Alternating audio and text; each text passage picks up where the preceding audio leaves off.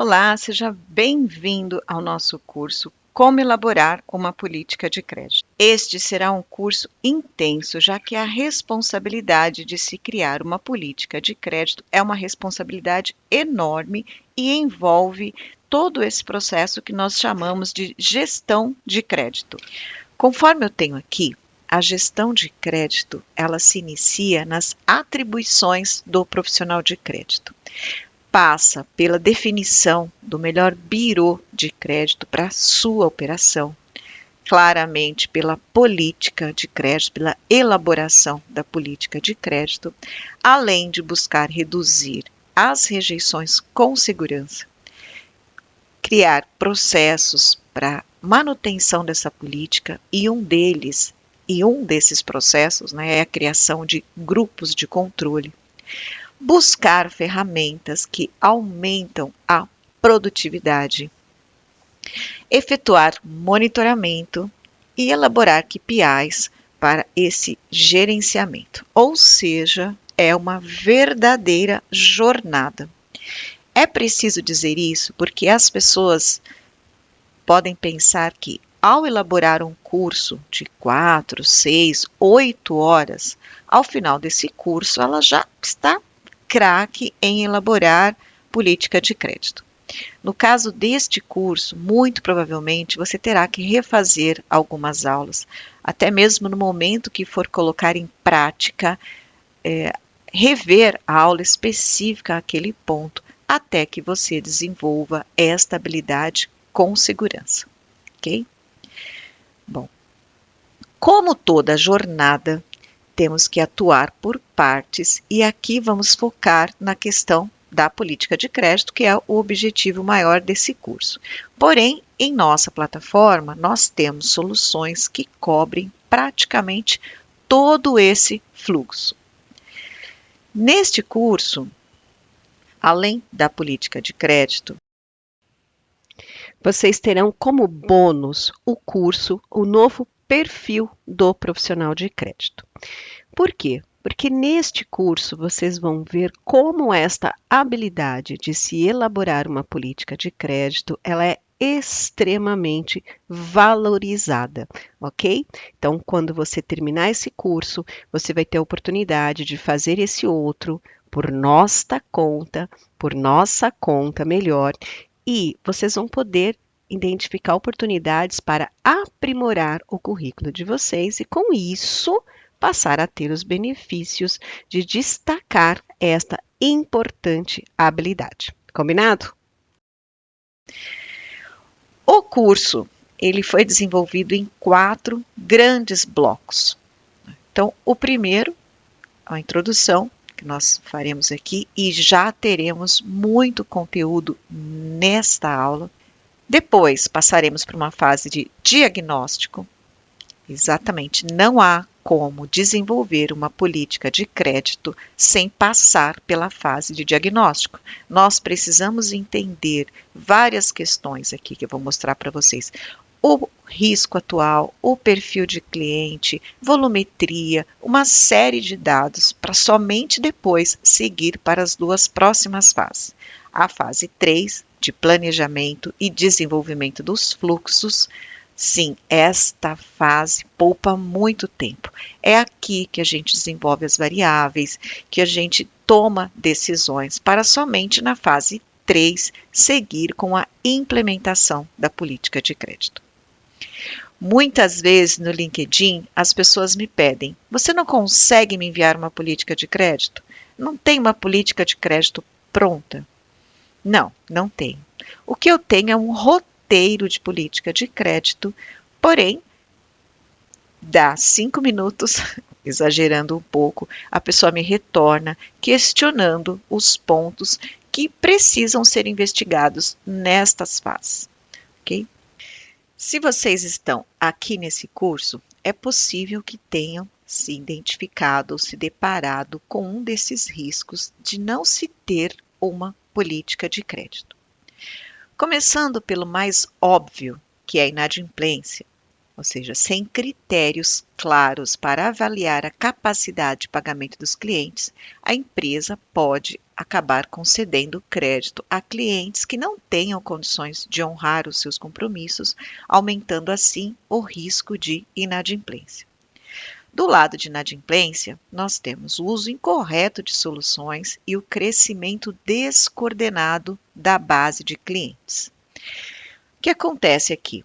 Uma política de crédito, ela tem como objetivo definir um conjunto ali de diretrizes que definem os critérios e os procedimentos que serão adotados no momento da concessão de crédito, bem como ali da manutenção dos limites de crédito durante aquela vida útil que o cliente permanecer na base.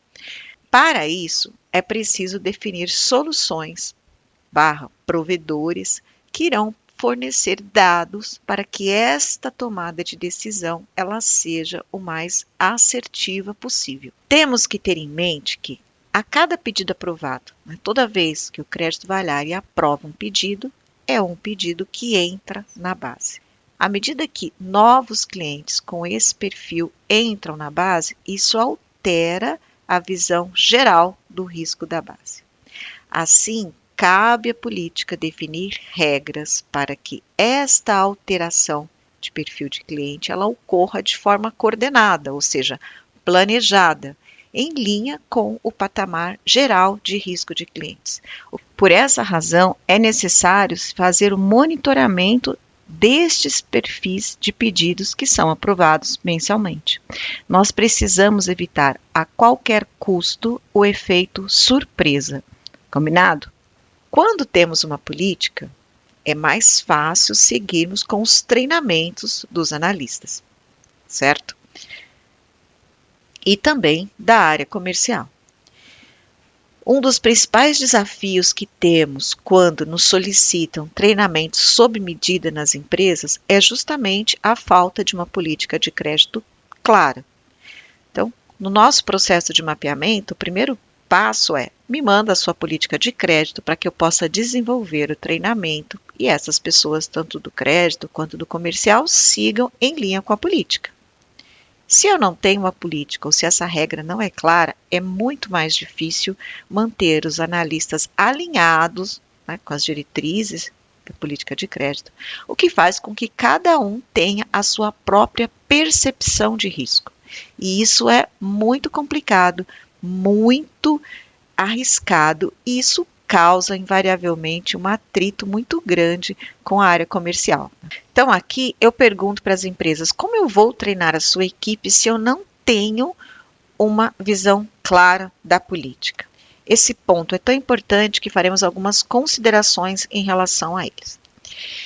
Bom, no fim do dia, cabe ao analista decidir quem entra e quem não entra na empresa.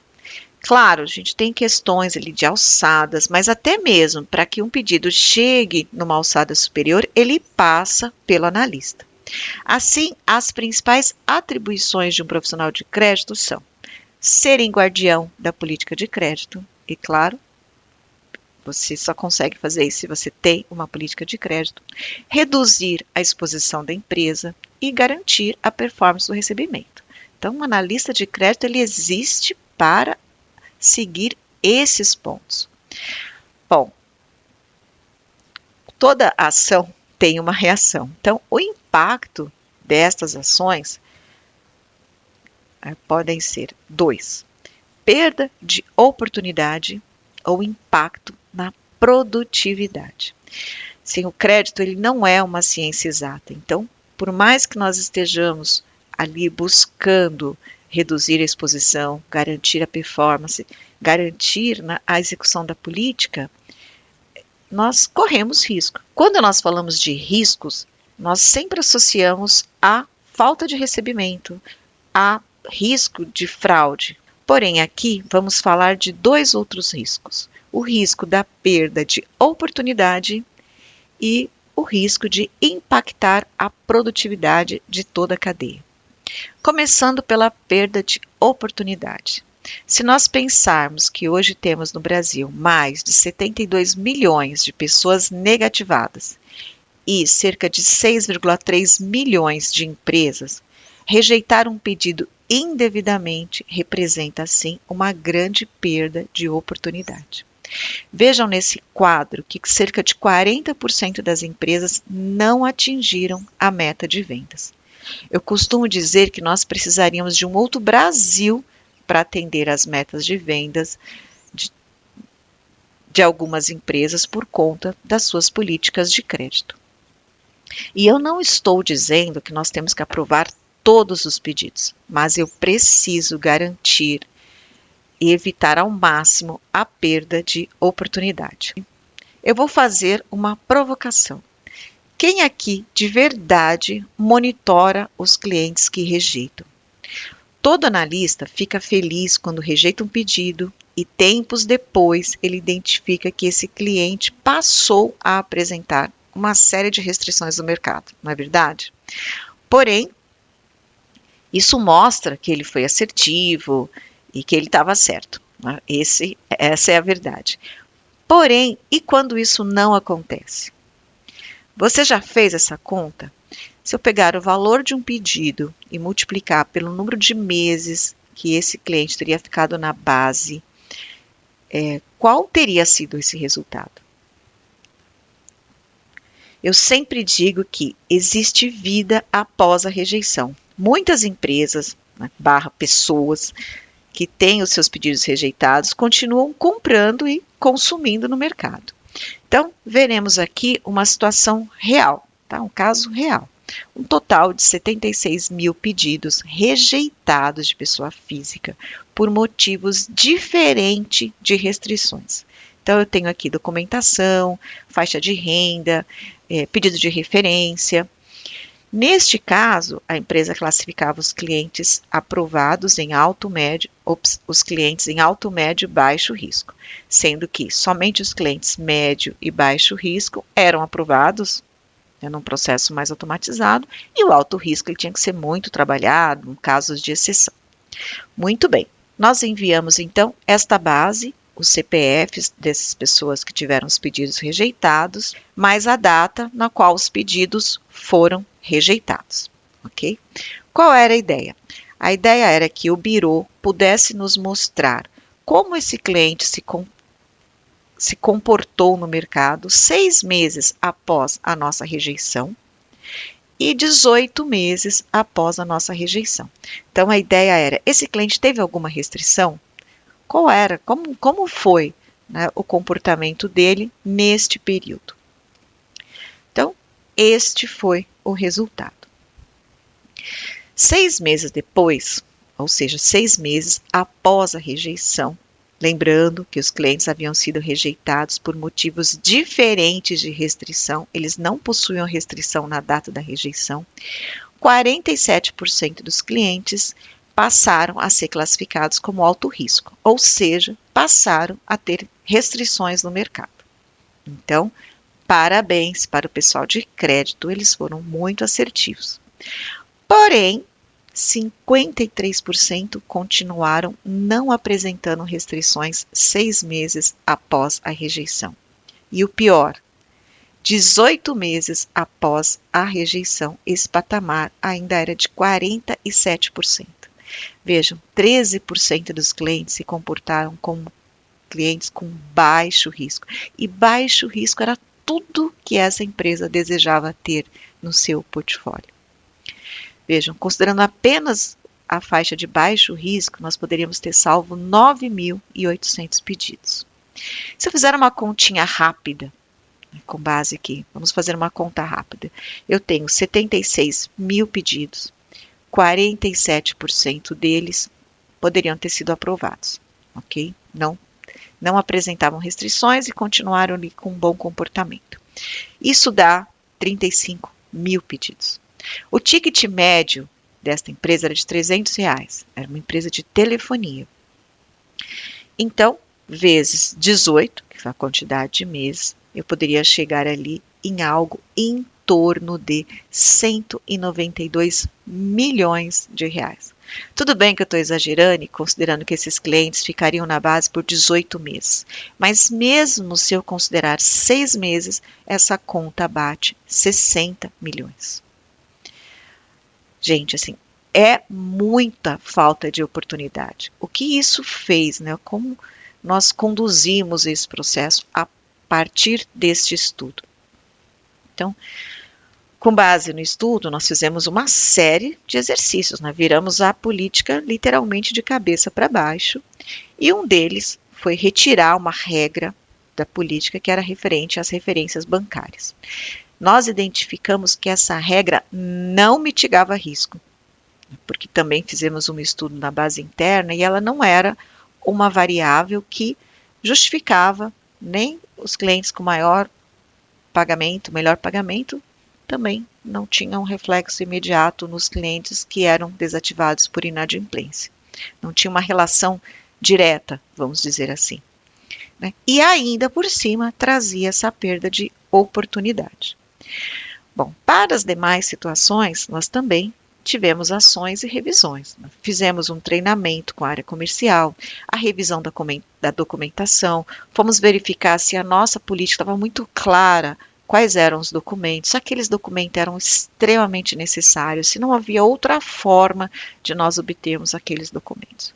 A ideia era tirar a parte burocrática do crédito, mas com esta visão de risco. E esse vai ser o desafio de vocês ao elaborar uma política e depois na manutenção dessa política. Eu preciso ter processos que me garantam que a minha política não está causando perda de oportunidade para a empresa. A política não é escrita na pedra, ela precisa de manutenção, ok? Então, como eu disse aqui, foi um grande aprendizado. Bom, eu disse que nós temos dois impactos, perda de oportunidade e impacto na produtividade. Então, veremos agora o que é o impacto na produtividade. Tempo é um recurso muito, muito precioso. No curso Análise de Crédito Pessoa Jurídica Iniciantes, nós falamos sobre isso, né, sobre esse perfil do profissional e como nós temos que otimizar, inclusive, a análise.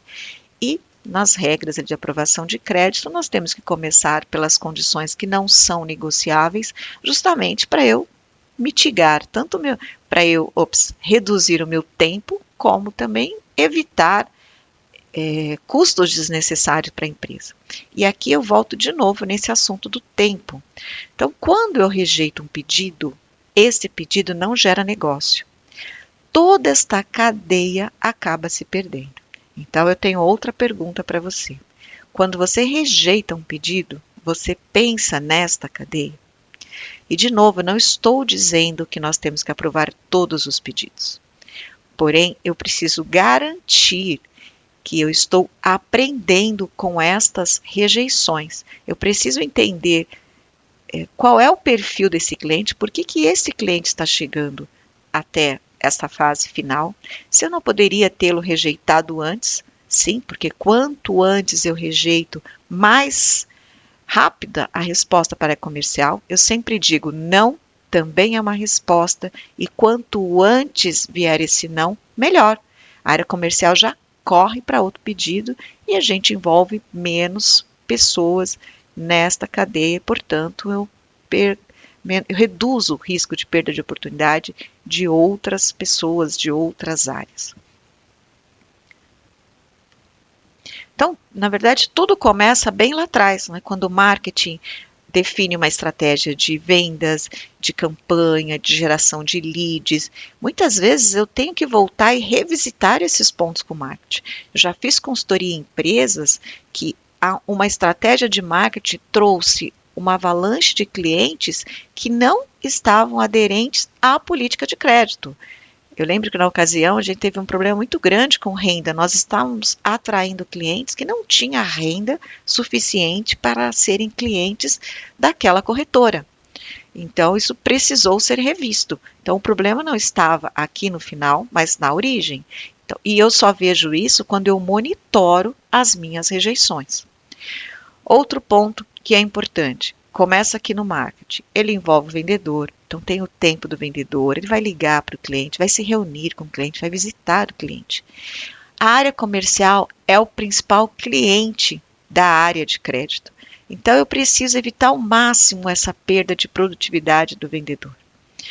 também do cliente, né? Respeito aos clientes que agenda ali um horário, faz o pedido, o analista de crédito que tem o custo com ele e muitas vezes até mesmo o envolvimento do gestor nesse processo. Então, eu preciso monitorar os motivos de rejeição da minha área comercial, justamente para eu aprender com eles e evitar ao máximo que um pedido comece aqui e chegue até o final.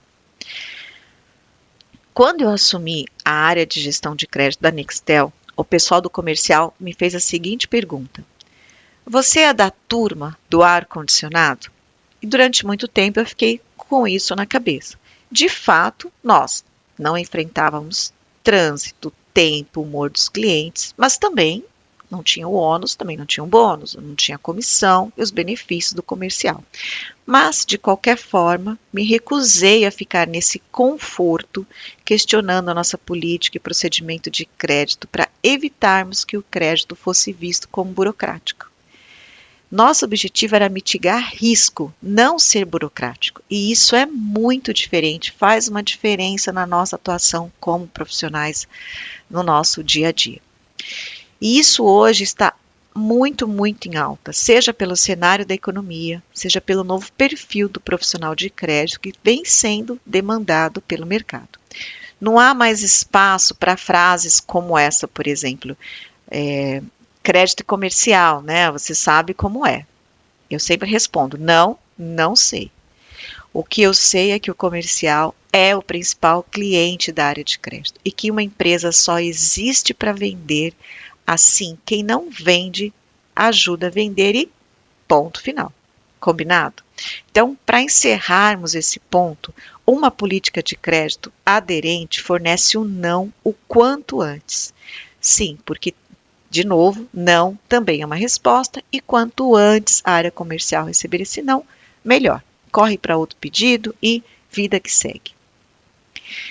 Nessa linha, eu tenho ainda uma outra experiência para compartilhar com vocês. Quantos analistas existem na sua empresa somente para rejeitar pedidos? Se você não trabalha numa empresa como essa, por exemplo, né, que eu trabalhei, que tinha uma volumetria muito grande, talvez essa conta não faça muito sentido.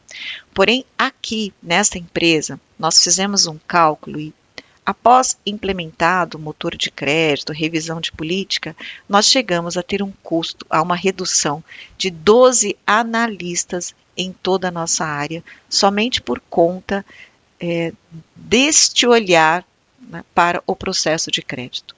Então, isso foi algo bastante interessante, que me trouxe muita projeção na empresa por conta dessa visão. Uma visão direcionada para custo, para produtividade, para alinhamento da área comercial, ok? Então, essa é uma experiência muito interessante que você deve ficar muito atento a ela.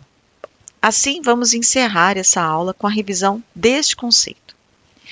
Política de crédito é um conjunto de diretrizes que definem os critérios e os procedimentos que serão adotados na concessão e na manutenção dos limites de crédito, o que permite à empresa operar dentro do patamar máximo de risco estabelecido. Eu deixei isso grifado porque nós vamos falar muito sobre isso. A inadimplência, ela deve ser planejada e não apurada. Claro, vai ser apurada também, mas eu tenho que planejar. E esse planejamento começa na política de crédito. De novo, muitas vezes, quando nós estamos num processo de consultoria, nós perguntamos para a empresa qual é o seu patamar de risco. E existem empresas que mal sabem, ela não tem essa noção estratégica, essa definição do ponto de vista estratégico. Olha, eu posso operar em 2%, 3%, 0,15%. E ela também não tem essa visão com a apuração dos resultados. Por quê? Por conta da falta de monitoramento, de KPIs adequados. Então, para elaborar uma política, é preciso compreender, por exemplo, o segmento de atuação.